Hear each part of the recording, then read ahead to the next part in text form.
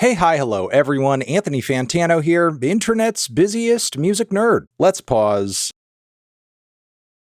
Let's take a deep breath and jump into yet another, what I think is essential conversation around music discourse. Now, a lot of videos and conversations I've had around this topic thus far mostly orient around the platforms themselves that most music discourse is happening on today, in terms of certain tweets and points of view and posts and comments and narratives repeatedly being thrown in front of us algorithmically because the platforms that are showing us these things know these posts are polarizing, know they're going to elicit reactions from people and keep users locked into the site, locked into the app, arguing, reading, getting more and more heated. As much as I still think the way these platforms operate is like really the root to a lot of the issues with online music discourse today, there's only so much blame I think we can lay at the feet of a Reddit or a Twitter or an Instagram or a TikTok here. Because along with all of this, we do have untold numbers of individuals who are all voluntarily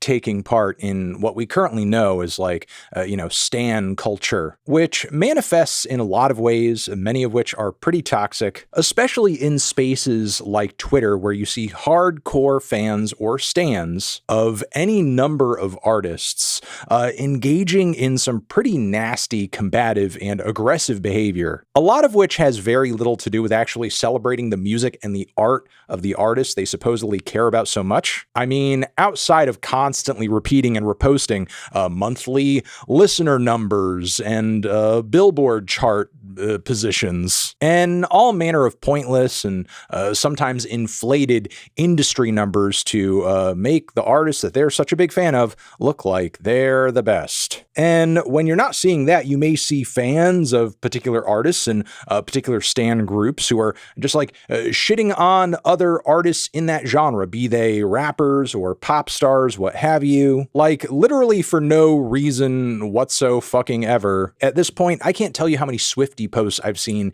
in my life where they're seemingly just going out of their way to shit on Beyonce for why. Being in the position I am as a critic, I've pretty much gotten hate from every single music fandom at some point. And sometimes it's gotten to the point where we're not even dealing in reality, where people will run away with insane parasocial narratives about me in their head, cue the Anthony is misogynist Fiona Apple copy pasta, or even make up entirely fake tweets about me. But we're now moving into an era of Twitter standom where we're not just simply dealing in posts anymore. We are now starting to get art reflecting toxic, ugly, hideous Twitter stan culture. And considering there's a new kind of technology out there on the internet currently that makes it really easy to make music, where do you think this is going? That's right. We now have shitty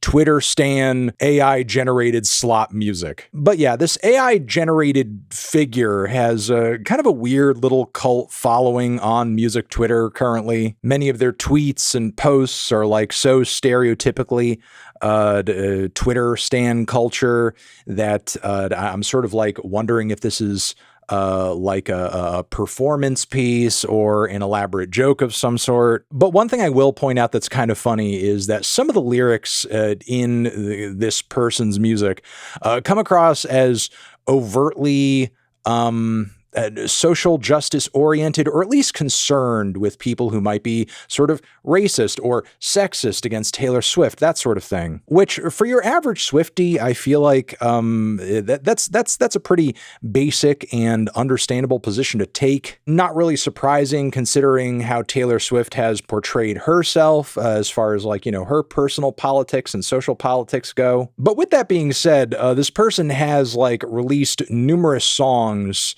that have titles and lyrics that are just overtly transphobic. So how this person rationalizes, concern for certain groups of people, but then outright hatred and disrespect for others, I don't really know. I mean, making multiple albums of toxic Twitter stan music isn't exactly normal behavior to begin with. So, looking for logic here, I may be sort of like trying to squeeze blood from a stone. I'm really prefacing too much and wasting too much time, because what I really want to talk about here is a particular song on this new album, which is actually about me. Yeah, it's about how I don't know anything about art. And so I wanted to listen to it and see if it makes some fair points. So let's go ahead and do it.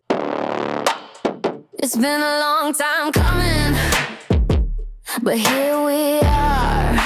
Okay, just a few seconds in, I want to say, I just love the really edgy, badass vibe that's going on with this track. Oh man, this song's like, it's really gonna give it to me. It sounds so mean. It sounds so righteous. It's got that distorted bass. It's going to do something real badass here. It's going to be spitting some truth. And that's me just, inferring based upon what I have heard of art before. That ugly ass critic has evil in his heart.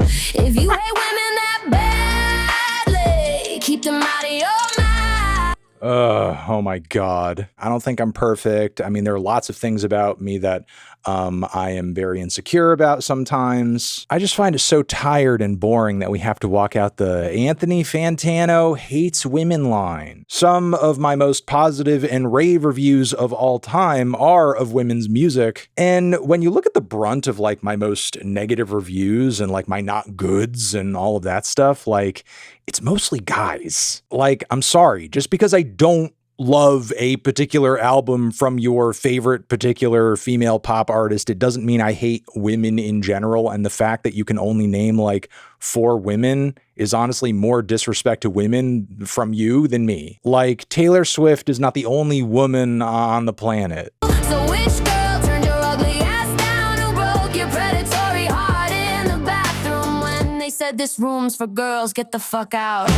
You're jobless, got no reason to exist. It's honest, there's a reason I talk shit. And shut the fuck up. Okay, wait a second. One, this is my job. I'm kind of doing my job right now. It's not a normal job. It's definitely one of the weirder jobs I have ever worked. Definitely weirder than working in radio and cooking pizza at a pizza place. I'm not going to say it's like the hardest, toughest job in the world, or sit here and act like, I'm out here having it harder than like coal miners. But like, in comparison with what this person is doing right now with this song and with this album, this is far more jobless than I could ever be. This is like the most jobless thing I've ever seen or could possibly imagine. Making multiple toxic Twitter stan music albums, that is like peak joblessness. Oh, with your feminist talk, you're a grown-ass man with your 4-inch cock. Wait, with my feminist talk? I hate women with my feminist talk, and also, I mean, shout out my 4-inch cock. Anthony Fantano doesn't know anything about art. Pushing 50, using Gen Z slang. Who let this grandpa think he's in the gang?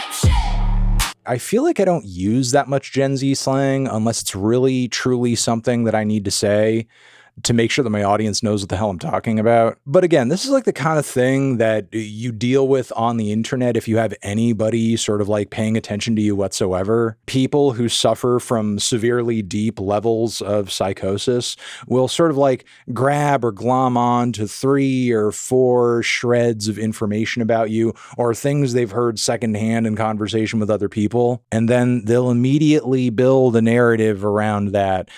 He's pushing 40. He gave an album this score, he got a divorce, and then go absolutely insane places with it, which is why I don't really say a whole lot about myself on the internet to begin with, outside of, what music I like. And you keep yapping with those contradictions. It's an addiction, that's my prediction. You keep yapping with those contradictions. It's an addiction. It's my prediction. Gas down, who broke your predatory heart in the bathroom when they said this room's for girls? Get the fuck out. You're jobless, got no reason to exist. It's honest, there's a reason I talk shit. As much as I am kind of laughing at this and, I think it is very like nutty, and there are parts of it that I think are like kind of funny that somebody would go this far to like do this. Simultaneously, like, just throwing around terms like predatory is so goddamn weird. This is the kind of, again, psychotic cult-like behavior that people adopt into their own heads when they liken enjoyment of their favorite artist with morality. I'm a good person and my favorite artist is a good person, and I'm a good person for liking my favorite artist, and anybody who doesn't like my favorite artist, the reason they're not liking my favorite artist is because they must be evil in their heart, in their soul, and they do the worst things you could possibly imagine. And whatever reason they don't like my favorite artist, it must have nothing to do with their music or their personality or their behavior in any way. And it's got to do with like some kind of terrible thing that they did or terrible thing that happened to them, like getting dumped in high school. No! You don't know anything. Terrible song, terrible project. We should have never let Twitter stans use AI. I'm not really sure what else to say or add here other than that I'm disgusted. This is gross. This is weird. It's unnecessary. Really, truly, honestly, get a goddamn job. Because even if on some level this is somehow like all an ironic bit of performance art, it's still a bit too much, and maybe further evidence that satire is dead. But yeah, that's going to be it as far as this topic goes. Over here next to my head is another video that you can check out. Hit that up or the link to subscribe to the channel. Let me know what you think about all this down in the comments. I'm sure you will. Anthony Fantano doesn't know anything about art. Forever.